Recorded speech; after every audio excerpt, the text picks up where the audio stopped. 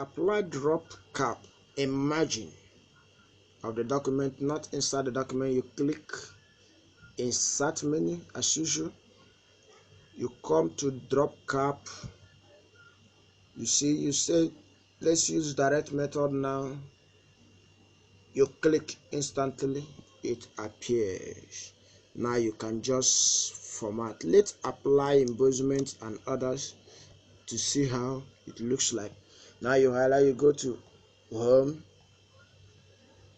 you click this font dialog button to appear. Let's use shadow. Let's give font color. I love this. Let's say okay. You just click out. You see how wonderful it is. Thank you for watching. Subscribe for us, share.